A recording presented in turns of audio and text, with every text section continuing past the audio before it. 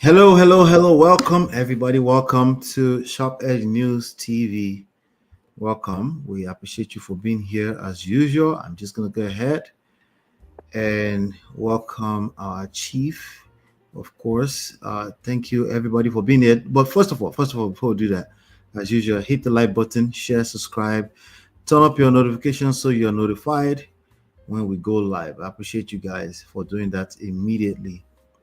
Now, ladies and gentlemen, get ready to meet a man of remarkable dual roles, probably more than dual roles. He was just asking me to take on three other projects. He's the publisher and editor-in-chief of SharpEdgeNews.com and also a high chief in his community. That's right. He's not just slicing through headlines with precision every week, but also upholding the esteemed title of High Chief Odokwetu of Aiyedatiwa in Akure North Local Government area, Ondo State. From leading the newsroom to leading tradition, he's always a step ahead. Let's hear it from the one and only Oladimeji Abitogun, a master of breaking news and a custodian of cultural heritage. Welcome, sir. Good to be back, Ola, and thanks to our audience everywhere.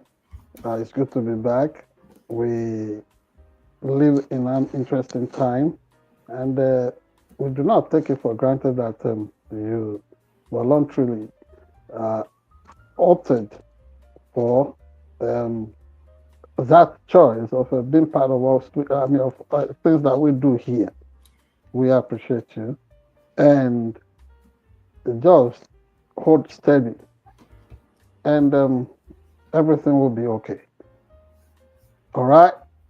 That said, it's always great and good to be back. This is your weekly tonic, and we know it's gonna get you all the way for sure, wherever you think the news should serve any useful purpose.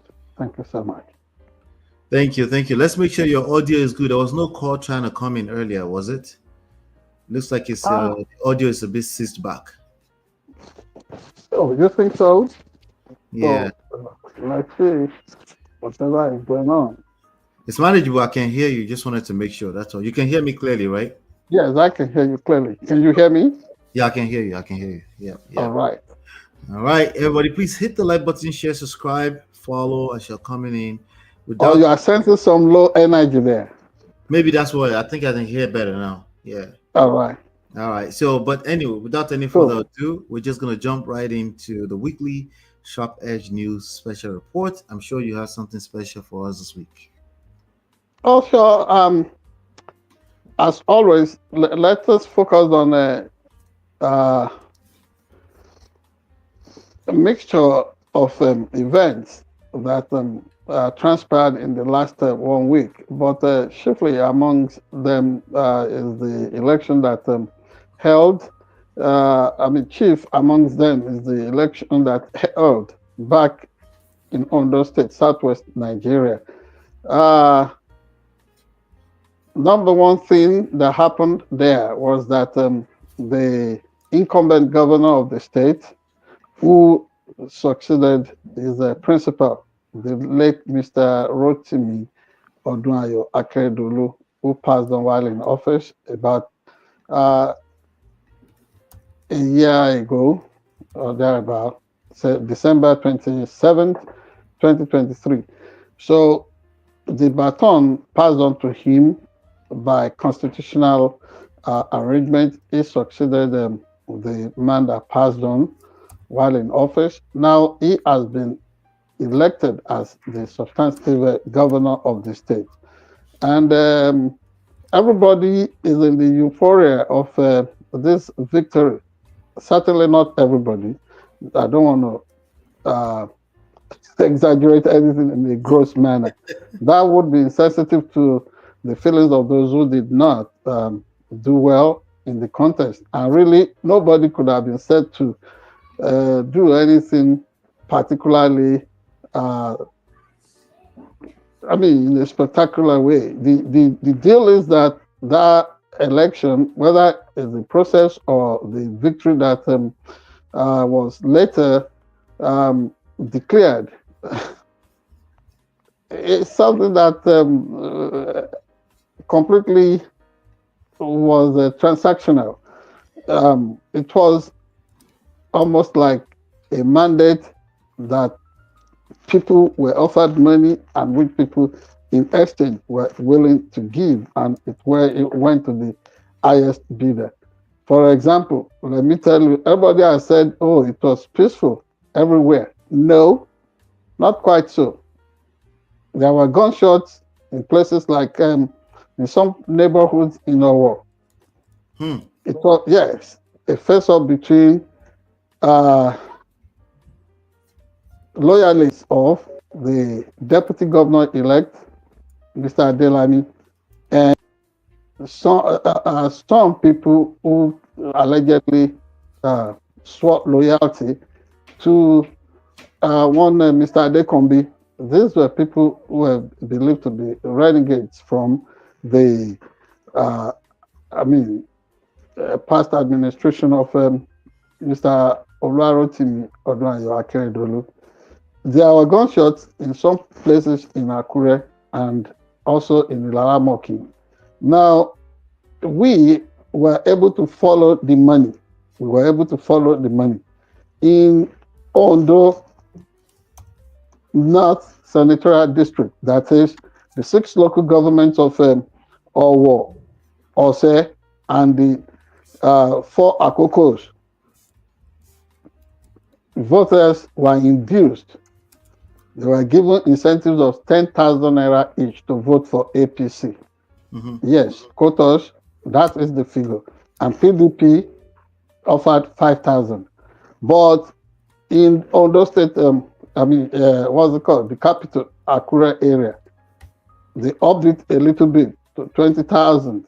And PDP was willing to match that with 10,000. But approaching the Southern Senatorial District, you would describe that place as the grand zero of the election because the stakes were high. Majority of the people of Ondo South Senatorial District felt that if the incumbent governor, Mr. Lucky Orimisan Aiyedatiwa, if he won, and he eventually won anyway, they felt if he won, it would be one term because he was the one that spent the last days of the administration of the late governor Odunayo Akeredolu. So they felt if he won, it would only be one term for that southern senatorial district before things would rotate or the ticket would rotate to the next area, which possibly would be Ondo Central Senatorial District, comprising of the local governments in Ondo, the 2 Akure local governments, that is Akure North and Akure South, then Idonre, and then Ifedore. So these were the issues at play. So voters were extraordinarily induced at Ilaje SLDO and elsewhere in Ondo South. The governor, in his amazing media interview with Sheon Okinbaloye of Channel Television yesterday, was a bit simplistic about how victory was delivered. He loved to describe it as as something that was earned. No, it was bought. But the good thing out of it is that he was able to out-bargain the other contestants. It's not as if Alfred Agbolaga did not induce voters. They all did. But it was minimal in the case of the other less known political parties. That's what panned out there. Now, pundits in the media and spin doctors everywhere jumping, it was 18-0, that referring to the fact that the sitting governor won in all 18 local governments of the state. Well, and since Obasanjo gave his lecture at Yale University in the US describing what is going on under Bola Tinubu as state capture and Nigeria almost drifting into a failed situation. There have been responses from particularly Mr. Sunday Dare, the presidential special advisor on public communication and national orientation, trying to take Obasanjo to the cleaners. But the old man, the former president, two-time leader of Nigeria, he was military head of state 1976 to 1979, then 1999 to 2007. The man simply said the truth, but I concede one thing, that Obasanjo also is part of the problem. For example, if he would not be seen as one of those who used the PDP as a special purpose vehicle to get into office and after that decided to tear his membership card, why would things be drifting the way it has been? Why did he have to pick a quarrel with his former vice, Atiku Abubakar, over an unconstitutional attempt at running for a third term in office? Questions and poses right there. But for people like Sunday Dare to make it look like, oh, whoever, and the media wing of the APC is doing this too, because they are so insensitive to the feelings of the people of ONDO State. Nobody wants to talk ill of the dead. But in a world that asks for accountability, nobody is saying that Lucky Orimiso and Aiyedatiwa should go back and probe the Akeredolu years, because if he, in an attempt to do that, he too will be digging his own. He will be digging into, his own antecedents, including that of Alfred Agbola Ajayi. But the point we're making here is that nobody should make it look like Olua Rotimi Odunayo Akeredolu ran ONDO State like a saint. His son, who was never given any mandate, was brought into governance. A young man without any experience was brought into government through some shady arrangement with the State House of Assembly that slept on the wash. The media was silent, and the guy was declared Director General. That young man was declared Director General of projects and project management and all kinds, given plenipotentiary powers to ride roughshod on the citizens of ONDO State and the treasury. That also will not be questioned, and that is what they say APC is being rewarded for. I'm a citizen of ONDO State, but let me also say that as a world-class journalist, I ask questions concerning all these things. But if we want to begin to dig too deep, they will think, oh, we are taking it personal against Orimiso and Aiyedatiwa. But the truth of the matter is that when that constitutional crisis was brewing, that should Aiyedatiwa succeed Akeredolu or not, we were not found wanting. We said it was his rightful place to be given a chance. And today we are still waiting for some people to be put to trial. Say like Donyo Debowale, the loudmouth personality that was orchestrating all kinds of destabilizing maneuvers while the late Governor Akeredolu was sick. Even the wife of the former governor, the former first lady of the state, Betty Anyanwu Akeredolu, should be facing trial. So also should the son of Akeredolu, Babajide, be facing trial. And there were other enablers. But all these things will be swept under the carpet. They said majority of the voters. I said majority of voters might vote. This is victory bought. And this is why when they said turnout for the election was low, 20-something%, what else do they expect? People have been disincentivized from embracing democracy, from showing love, from taking ownership of democracy. So now they give you 10,000, 40,000, 30,000, 5,000. You cook a pot of soup, and there goes your future, and that of your children. This is the situation back in ONDO State. That is a special report, and it calls for concern, because in spite of the weaknesses in the process, you are witnessing backslapping and high-fiving. people like the former governor of Kano State, who is now the national chairman of APC.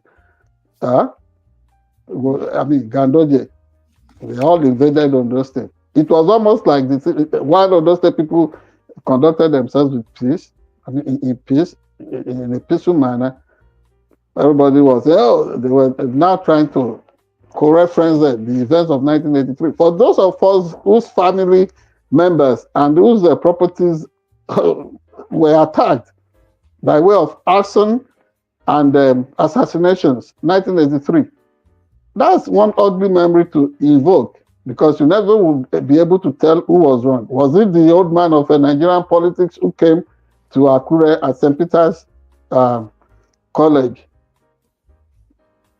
to announce the condolence of to greet the people of Ondo State on the condolence of Olaya Fagbamigbe, even while the man was still alive?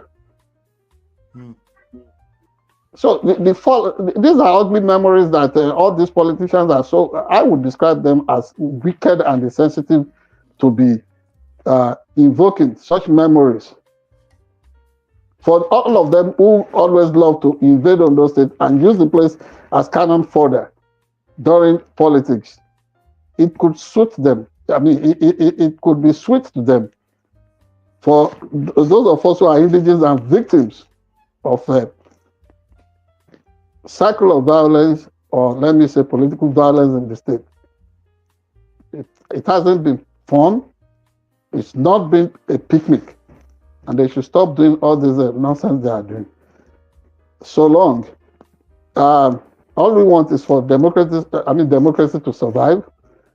If it does, we will sound happy and we will sing Hallelujah and Kumbaya. But as it is now, there is so much to express concern about, and we can only wish Nigeria good luck. Our report. All right, thank you so much. Please join the conversation in the chat and in the comment area. Every now and then we jump in the comment and we read out your comment and we respond. So please feel free to join the conversation. Hit the like button, share, subscribe, and follow as we dive in through some of the trendy topics of the week. And yes, we'll be right back.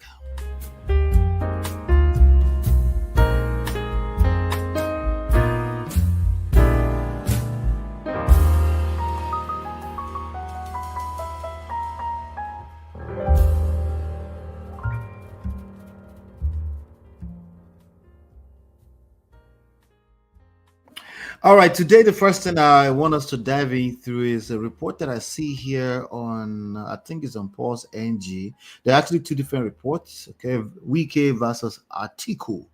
The 2027 PDP showdown begins. It's kind of early for me, but we're just finishing the old Trump thing. But let me just read this to you, a little short excerpt, and I want to hear your take on it. It says, Wike draws battle line with Atiku over 2027 presidential bid in 2027. And says the Federal Capital Territory Minister has dismissed any possibility of Alhaji Atiku Abubakar, the PDP, securing the party's ticket for the 2027 presidential. Speaking in a live media session in Abuja, Wednesday, November 13th, Wike stated firmly that Atiku's blueprint has already been rejected by Nigerians and would not earn him another chance. Responding to questions regarding Atiku's recent claims that his economic strategy could better serve Nigeria than the current administration, Wike argued that Atiku's vision had already been presented and turned down by the public. And I quote, "Did he not present it before Nigerians? Did Nigerians choose him?" Wike questioned. And I quote, "He's lobbying for another chance, but the chance will not be there. In which party? In which party? How can we rely on one man for so many years?" Anyway, I think Atiku might be trying to draw some kind of comparison with the Donald Trump, and maybe it's going to make the second best comeback ever. What are your thoughts around this? Let me hear your thoughts around this.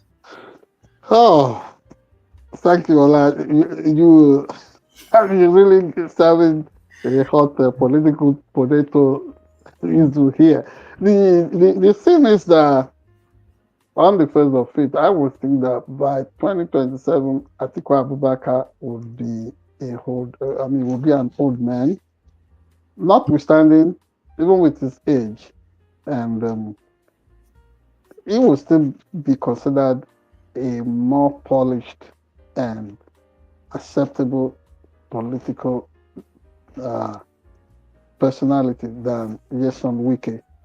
Yeson Wike is the only person that refuses to acknowledge the fact that he is a devil on parade, and all he does, you see, even the personality, the pantheon that is identified as issue in Yoruba land, that Wahala. is capable of causing all kinds of things. Sometimes will display good side, sometimes would want to be a bad force.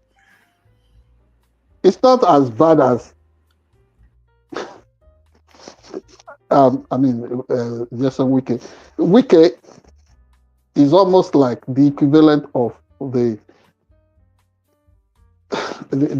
character that has been packaged to look like the Eshu god in Yoruba uh, consciousness. Here is almost completely satanic. You know, that is different from the issue of the Yoruba religion. This one is almost like somebody from the pit of hell who puts pride, naked arrogance on parade and feels like, or he knows more than any other person. And then if it's wisdom. So when was this article's option put on the card and the people, when did the people reject article's option?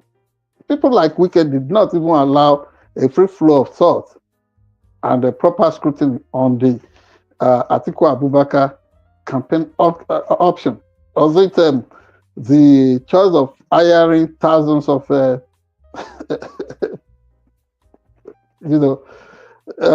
hacks, political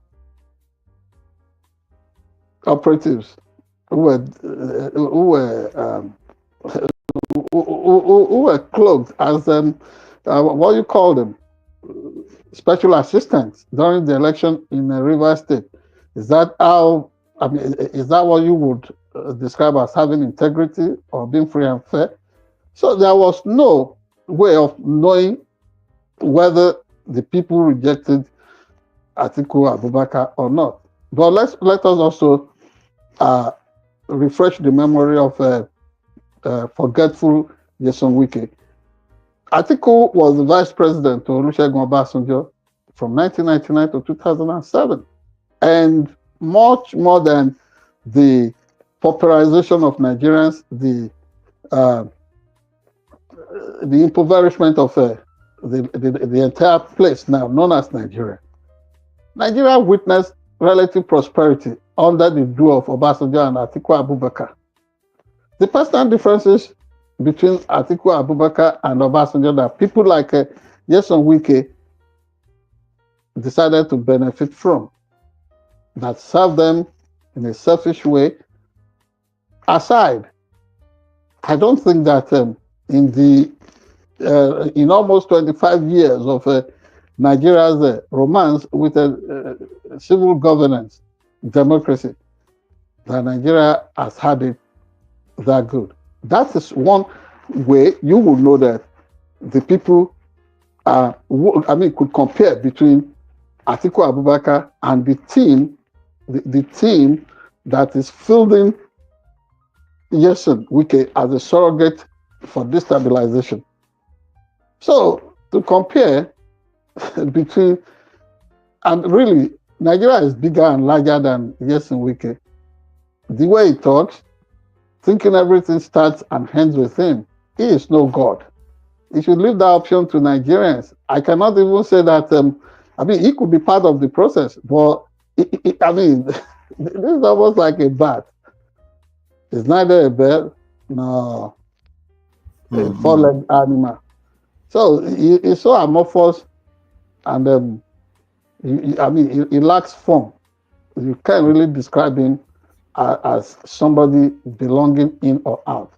So what he is telling the world is just revealing his character. He's still going to continue this card of destabilization. And I think people in his family, his nucleus family, ought to exercise some leverage on him. History is not going to remind people like him for any good thing. I mean, you should remember the lots of people like Abimbola Davis, people like Arthur Nzeribe. Where are they today? And Nigeria has moved on without them. But these were people who thought at the time that they could hold Nigeria down through their evil Association for Better Nigeria (ABN) that was used to scuttle the June 12th electoral victory of MKO Abiola. That is the kind of dark force Wike represents. Honestly, much as I love to embrace the good side of every person, it's so difficult for me to even see anything that is positive about Wike. He's too arrogant, and he should take it easy. He should take it easy. So I think Atiku actually has a response for him. Let's say Atiku's a response. Right. So according to Pulse.ng, says in a strong response, Atiku's aide accused Wike of prioritizing political self-interest over addressing present national issues. Okay, I guess it's from a special assistant to Atiku. And I quote, "Isn't it too early in the day for that? Our focus should be on the real issues. The worsening conditions of living for Nigerians. This hunger is becoming unbearable. It's what we should be addressing, not political maneuvers for 2027. So this is according to some Frank Shahibu, who is a special assistant on public communication from Atiku. Yes, I honestly feel like Atiku will be too old at that time, but age also is a. Do Nigerians care? Americans don't care. They put Trump inside. Yes, I mean, I love to approach issues like this because I'd love to be more conscious these days because, you cannot think for the majority of the people. You can hold your personal opinion. You can have your personal take on all these things, but one of the things that, your narrow thought would sway the thinking of the silent majority. Right. That's even, I mean, that's too much an expectation. I think if we do not want to, I mean, to put ourselves under certain form of illusion, that kind of illusion of grandeur, I think we should let it go. Yes, it's not the A to Z, not the Alpha and Omega of Nigeria. You know, he brags. He talks as if, as if he's the Almighty God, but it's not. So I saw in another news earlier on that they are floating another party entirely called I think it's called the ACC, and they vow to take over and unseat the present power coming 2027. Have you seen that? ACC, not ACO. I've not seen that. It depends on the kind. I mean, it depends on the pack of politicians that will be involved. If it's some if it's going to be like the way some angry buffoons got together to float APC the last time, and you see what that has. It was conceived in anger, and then you see the perfidy that has followed that party everywhere, throwing Nigeria into unthinkable and unprecedented level of economic and political tension and crisis. So whoever is coming with this, let it not be like some ugly-minded idiot that would again want to take us on a roller coaster that would lead to nowhere. So why are they not looking in the direction of people like Showore, I mean, I don't even, I don't even know what to say of Nigerians. They just wake up and say, okay, this is what we want to do. Let us be packing. That's like And then, asking. That's like. I'm sorry to be making the comparison, but that's like asking Americans to look in the direction of Kamala Harris, or yeah, maybe even worse. yeah, by floating. I mean, Kamala Harris is not a bad option for Americans, but I like don't we think discussed Shawara is a last, bad option either. I'm just saying, yes. you know what I mean. Like it's just a far. Oh no, no, yeah. Okay. You comparing between Kamala and the Showore. Yeah, Well, yeah. at least the world, knows what individuals like that, such characters, what they stand for. Not people who will just repackage, come on the scene, and then take everybody for a ride. They don't have Maybe anything to do other than to serve their selfish ego and group interest.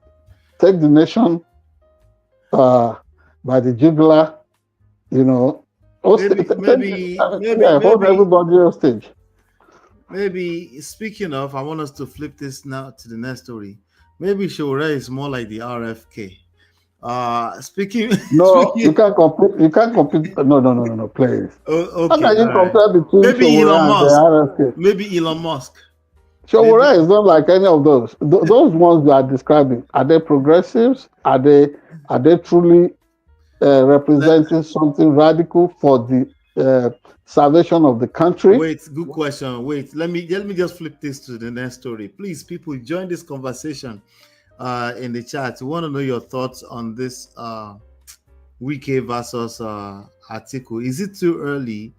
Would you want Atiku back in that even potentially what do you call it, contesting for office again? Abi Unade tired already? Please let us know. Join the conversation. Right now, we're just gonna go ahead and do like a quick, nice segue into the next story. Please hit the like button, share, subscribe, turn up your notification. We'll be right back.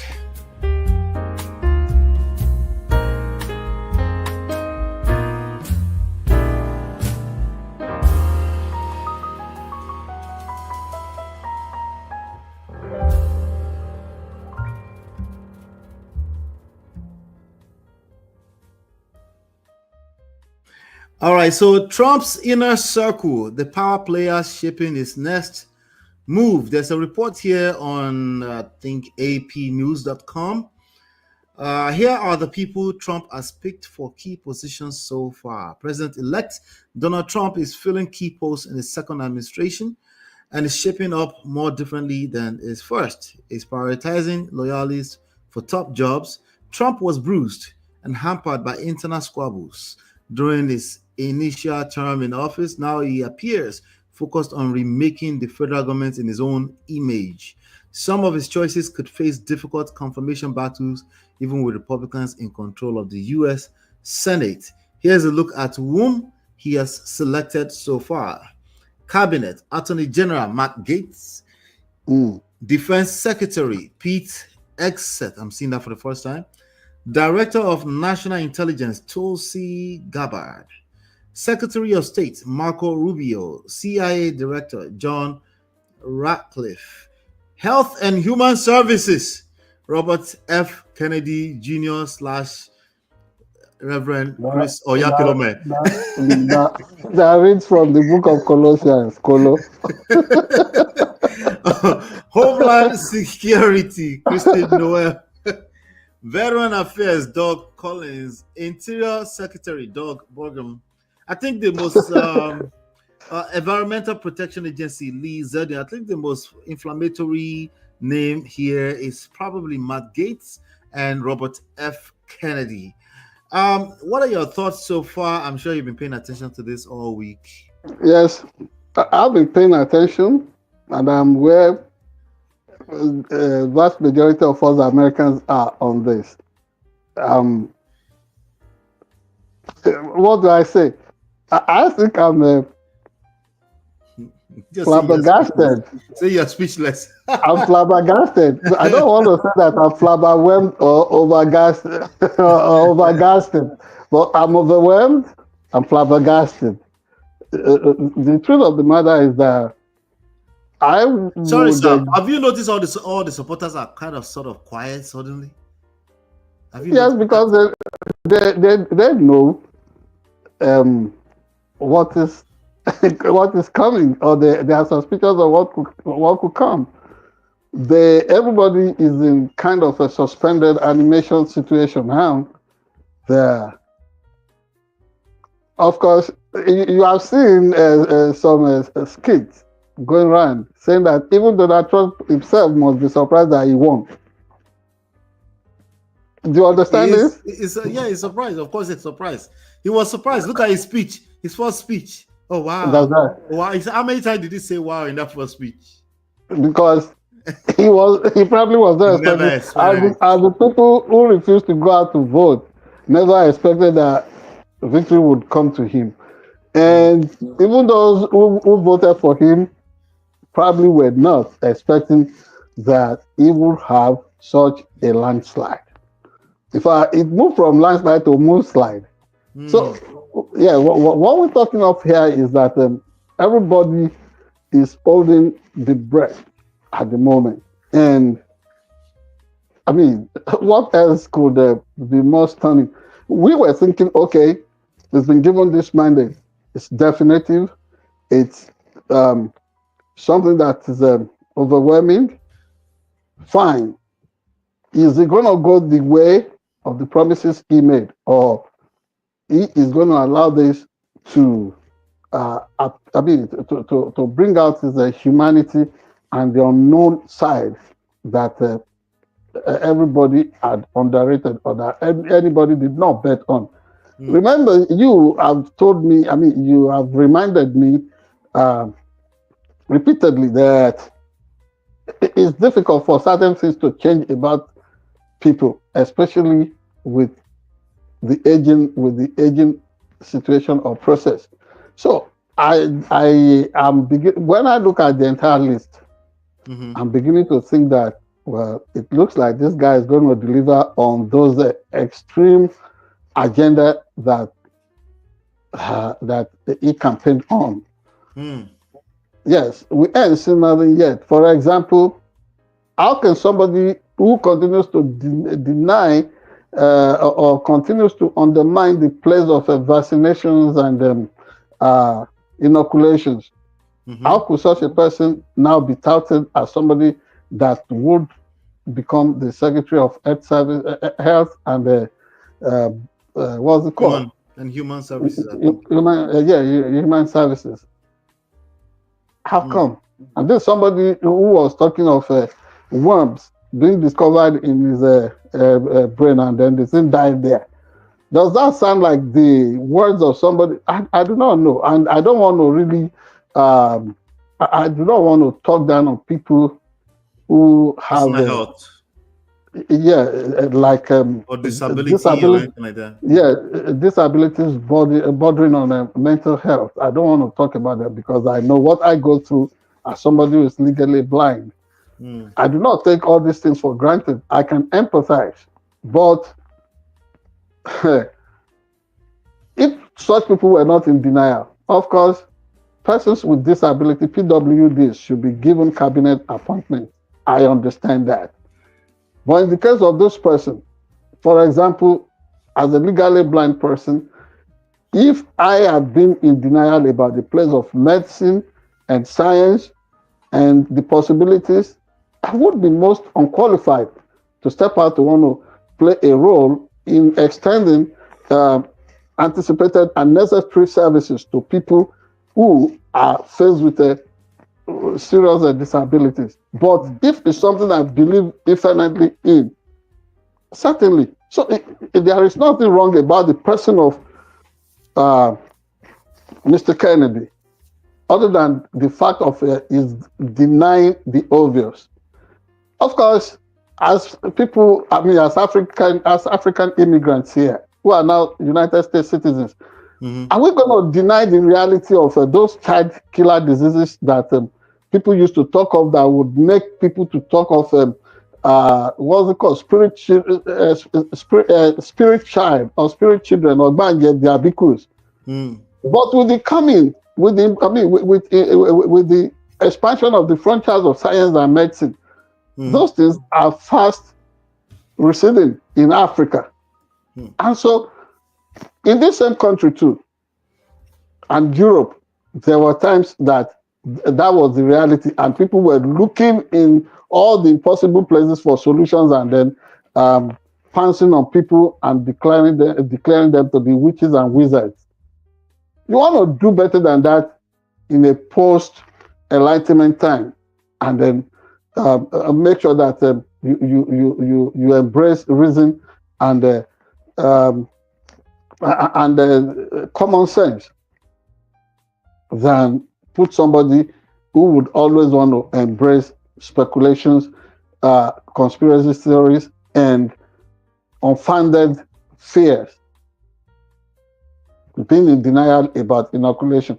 Now, to the case of the nominee for the office of Attorney General, honestly, I'm surprised. Of course, Matt Gaetz, right? Matt Gaetz. Yes, yes, Matt Gaetz. I'm surprised that anybody want to pick him. More so when the Congress decided to investigate him on allegations of rape and what's it called, and all kinds of sex-related scandals. He himself he resigned.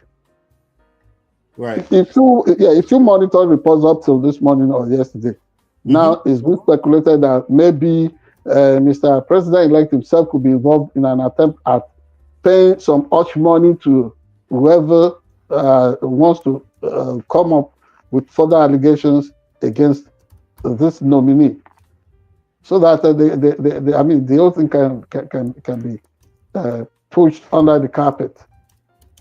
How long are we going to continue to normalize what is abnormal? Yes, there's no crime in having feelings that could be sexual, but when it affects your public conduct and then it lowers the bar concerning expectations in the eye of the public, man, after all, it's not from Equatorial Guinea. Why is it? Yes, why is it? You know, Wala. Yeah, you know, libidinous propensity is not a racial thing. Whoever is sexually active is sexually active. But if it's going to constitute scandal, why don't you buy the humble pie and let those who will not be distracted continue to run the show? Yeah. You know, some of the things that look so worrisome. The pick for defense there, I think that is the gentleman that was some armchair Fox News critic at the time. You know, yes, he served up to the level of major, but not serious like the four-star generals that are being pushed aside to bring ideologues into, you know, to politicize the defense apparatus the way this is going. Cause for worry, but let's put that aside. The one that really concerns you and I, trying to promote a game of discrimination, partiality, and what have you. And I'm surprised that those of us who call ourselves Christians are the most guilty when it comes to the bigotry that has been pushed to make sure that people are massively deported from this country, to make sure that people are not given access. You can go and read the book of Esther. Whatever Mordecai and the other guy, whatever they were contesting there, the guy who said, "Oh, every Jew should be purged from from the country at that time, while Jewish people were in exile." This anti-Semitism thing is not just going to be narrowed down to anti-Semitic feelings now. This thing that makes you to want to amplify people from, through the lens of race, color, height, and whatever your prejudice is. It's not godly. It's not biblical. At the end of the day, the gallows that have been prepared for Mordecai was what was used to execute the person that was advancing and calling for the the people of, Jewish heritage to be purged in that time and age. What I'm saying here is that the motivation, the incentivization is always financial. They think, oh, by sending out immigrants, or maybe the ones they first identify as illegal aliens, and almost 11 million of them, the one Mr. Donald Trump promised, oh, they are going to see deportations like they've never seen before, almost on industrial scale. Everybody has been incentivized. So when they leave, there will be job opportunities, they can earn more money. You see the greed that afflicts the affluent world. Yeah. Those of us who are like Esther of that time, that have our papers and what, at least we must not lose our voice. This appeals to the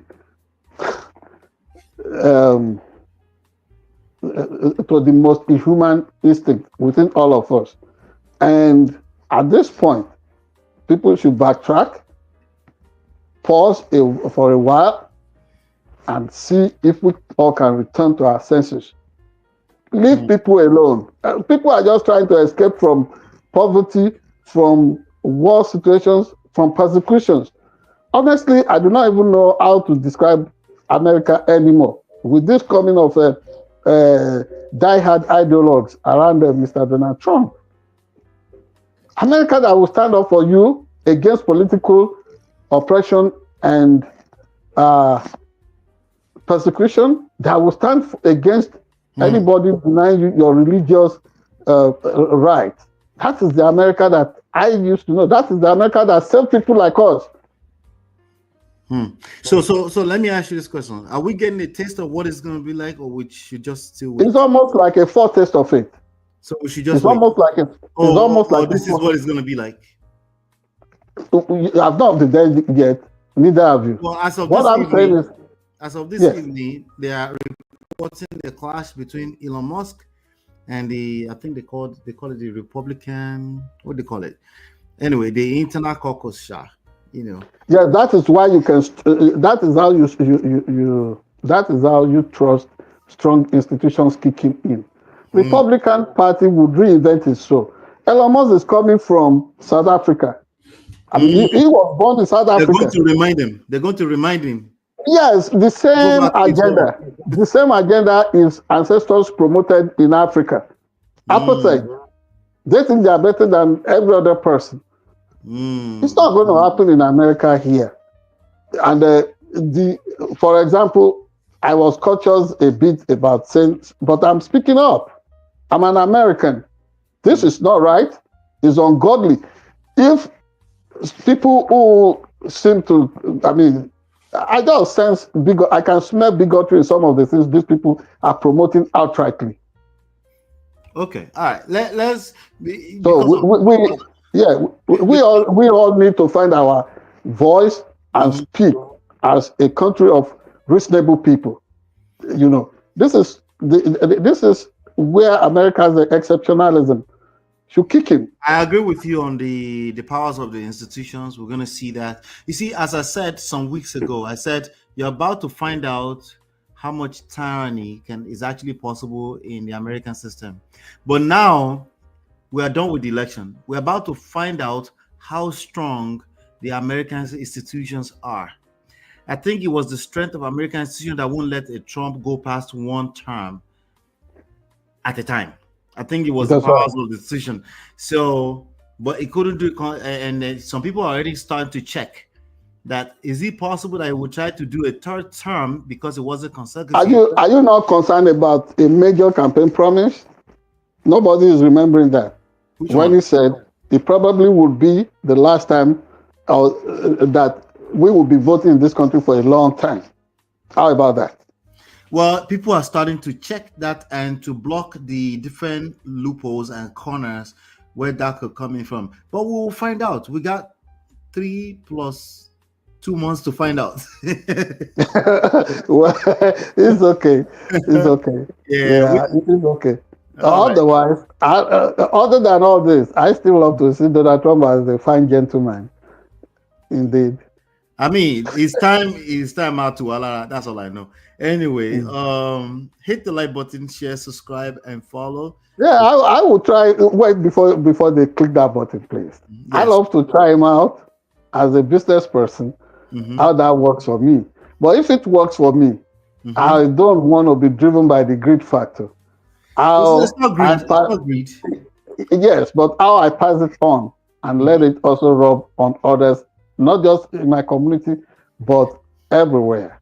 No, That is it's not the yes. greed part. The part I'm speaking to is the that part. Please translate that to English. All things work out for good for Okay. those We love the who Lord. love Okay. the Lord. That part Amen. is what I'm talking about. Amen, And brother. the rest of it, we'll leave that till next week. That's right. All right. That's right. Mhm. All right, everybody, hit the like button, share, subscribe, follow, please. Let's move on to the next segment. We'll be right back.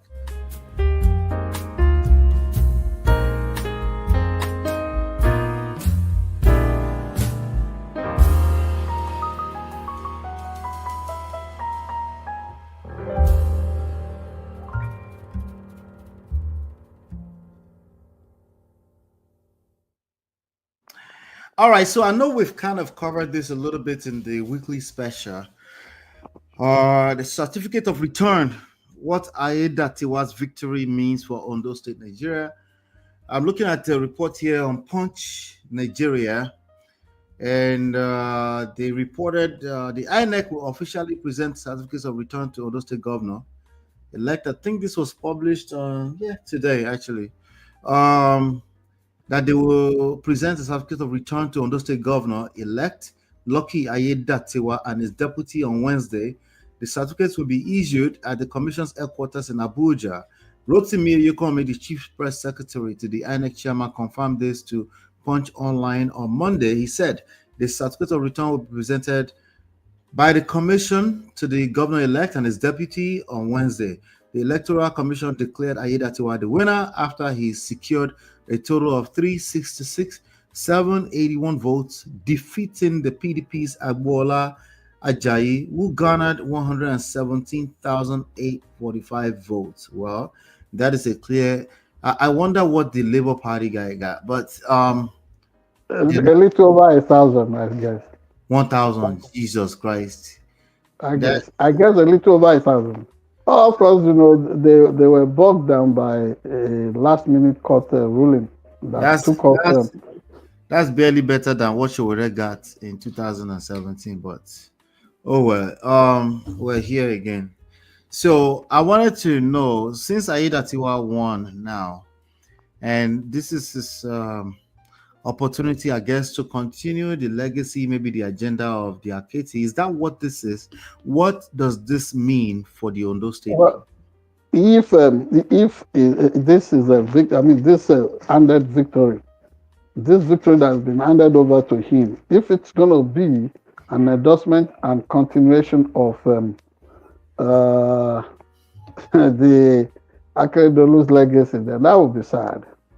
Yeah. I mean, you can, you and I are from Ondo State by way of origin, and he can look back at the antecedents of the government, the different governments in that state since 1976 up till his own time, and know which really served the interests of the people.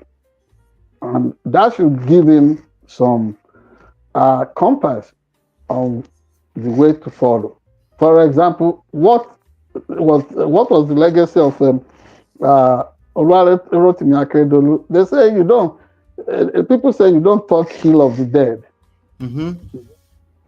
It's not what I love to do with pleasure. Considering the fact that I had access to him, but not in a corrupt way.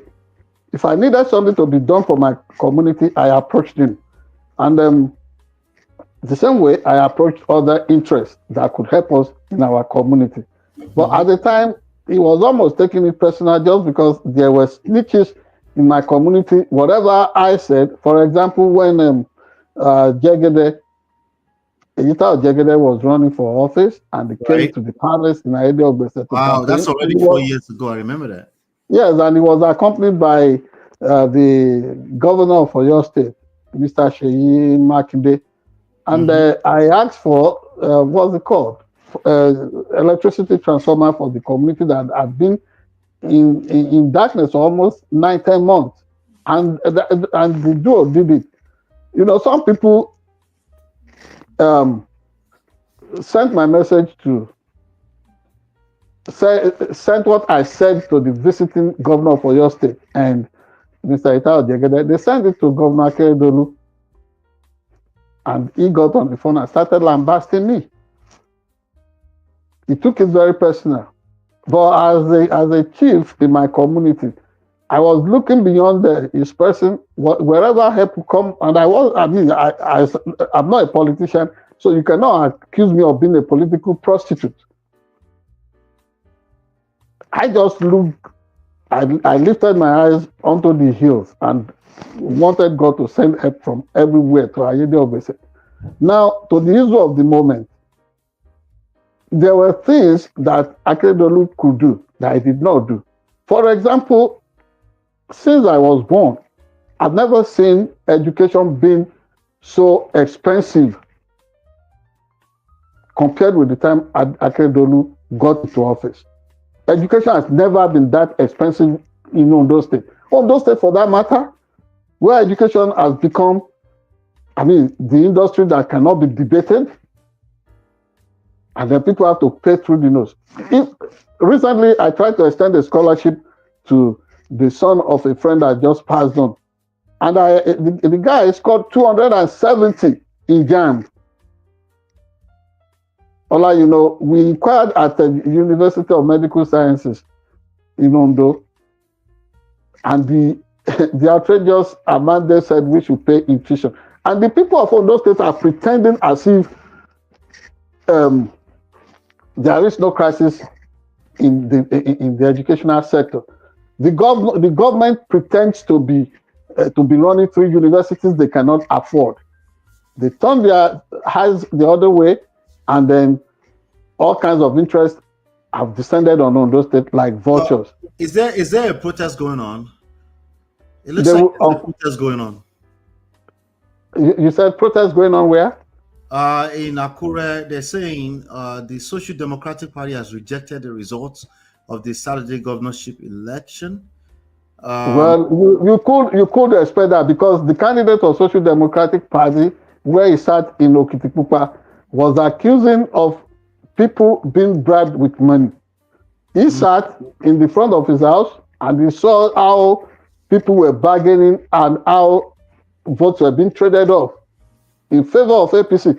Initially, he was calling out APC, but the media, whoever was intervening, was saying no, they would not want to take the name of any political party. But the reality is that APC was the one perpetuating that at that time.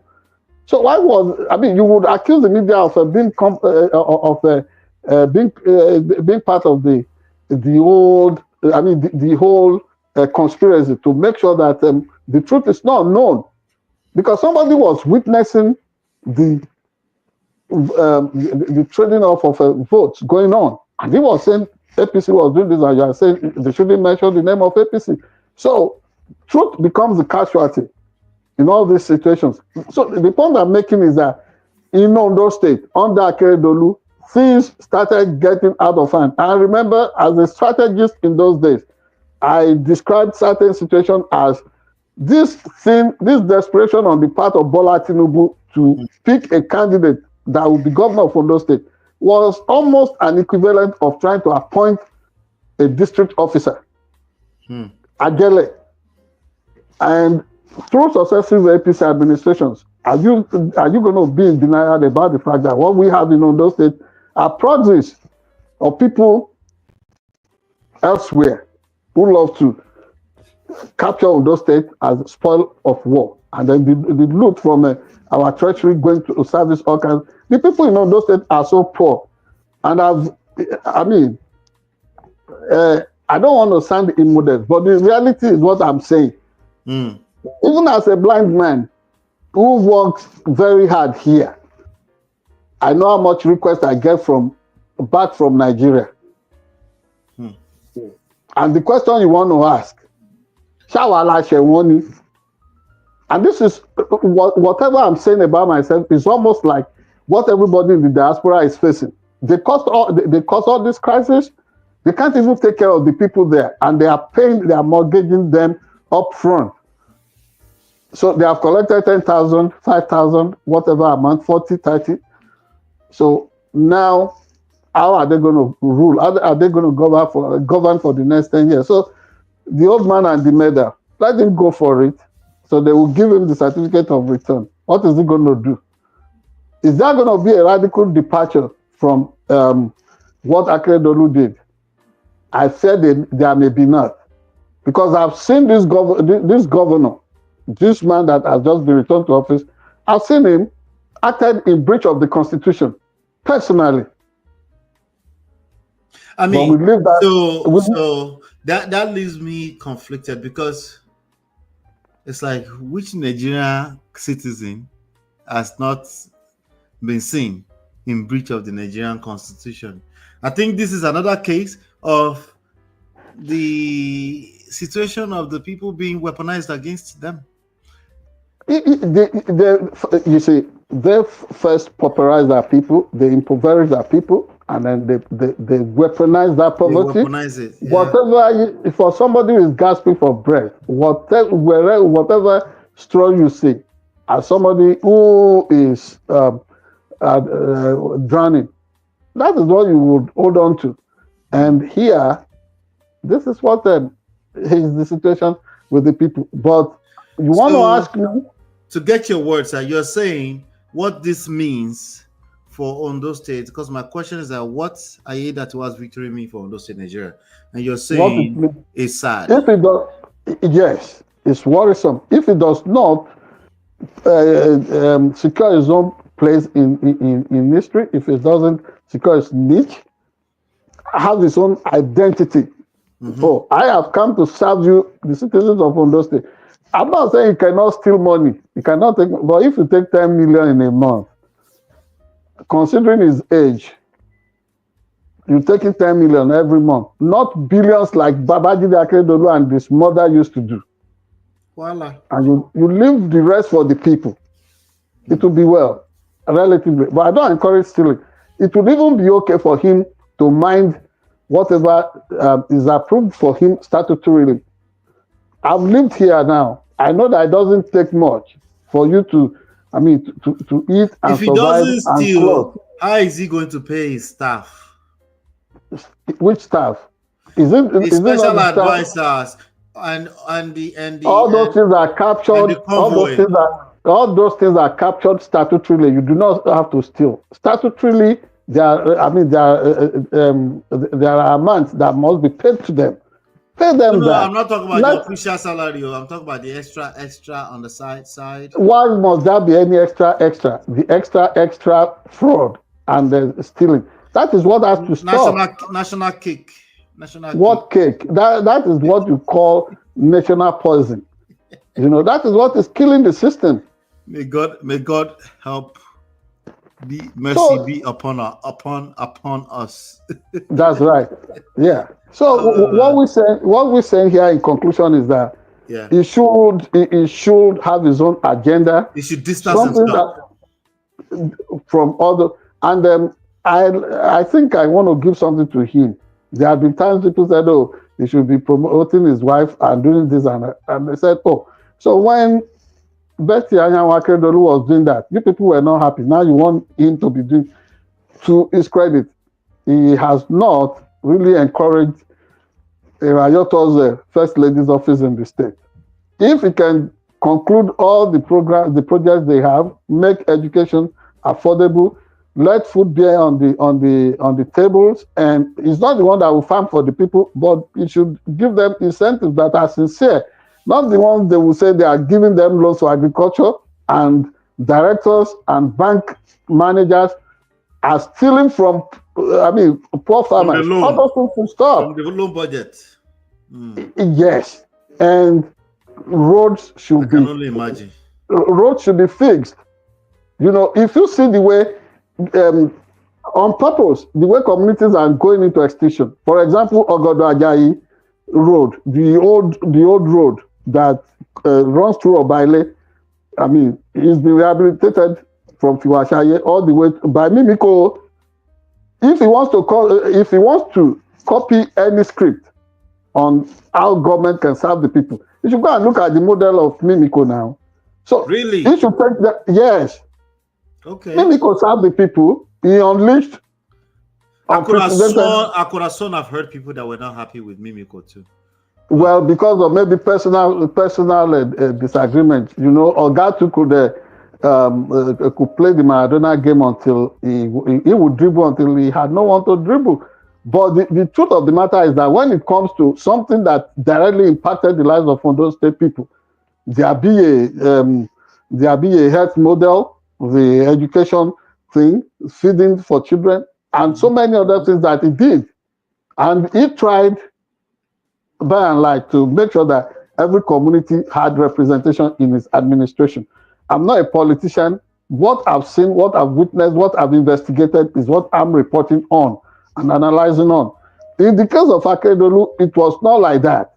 It's almost like a plutocratic arrangement within democracy. No real democracy for that matter. Okay. Some of my friends who are in this government will not like me for saying for speaking up about the truth. But who cares? Who cares? Who cares? The other time they liked me, what did I benefit from it? Voila. Anyway. It was trouble for our people. So if we need to secure all these Lagos pundits and Abuja pundits, the APC media wing, they should stop saying things they don't know about Ondo State, awarding victories and laurels on a platter. Yes. They should come and ask people like me how I lived in Nigeria and survived not being kidnapped by Fulani, how my farm manager was almost killed. Those things we want them to address, All right, we're going to round up. Join the conversation, please. Join the conversation in the comment area. We'd like to know your thoughts on this. And yes, we'll be grabbing some comments. Maybe next week we'll set apart a little time to grab some of your comments so we can address some of this, rub minds together. We're always learning. I'm learning personally, but Nigerian politics never cease to amaze me. So we shall see how things turn out. For me, so for all of them, congratulations to Aiyedatiwa, but he won. He won just because he won or he stole the mandate. We have to choose one side, though. It was SDP has not agreed.